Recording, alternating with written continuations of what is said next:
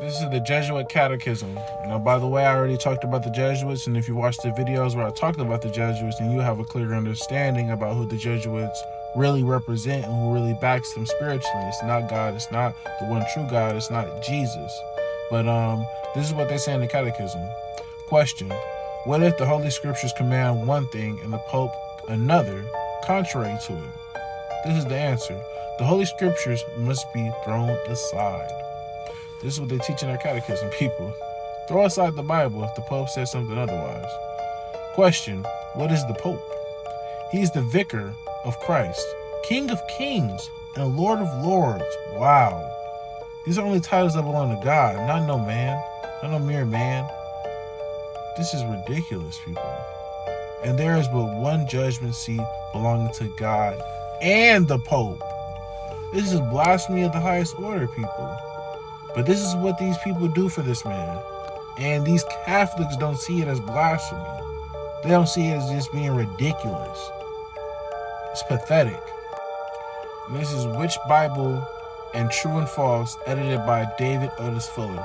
Going back to the time of the early church, we find the Coptic versions, the Latin versions, and Syrian versions. These Bibles were in circulation before the Vaticanus was written. It is hard to see how God would allow the true text to be hidden in the Vatican library and in a waste paper basket in a cave for 1,500 years, and to be brought to the light of day by two Cambridge professors who did not even believe in the verbal inspiration of the scriptures. Talking about, what's their names?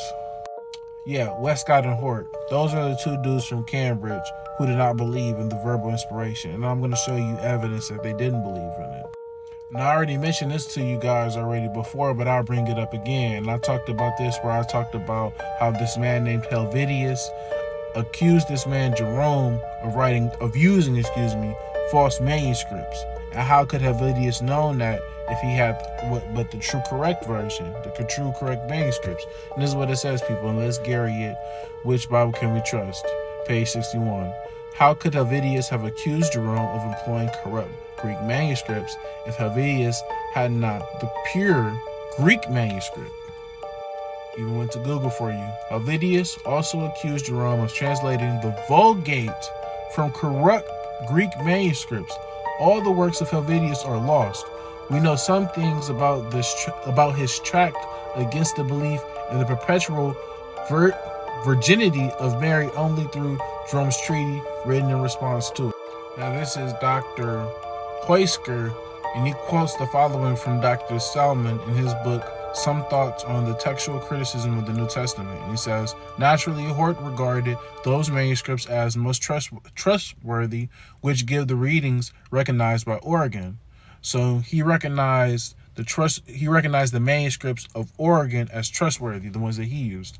And these, no doubt, were the readings which in the 3rd century were most preferred at Alexandria. You know why? Because they practiced the occult, and it matched their occult philosophy and teachings. Thus, Hort's method inevitably led to the exclusive adoption of the Alexandrian text.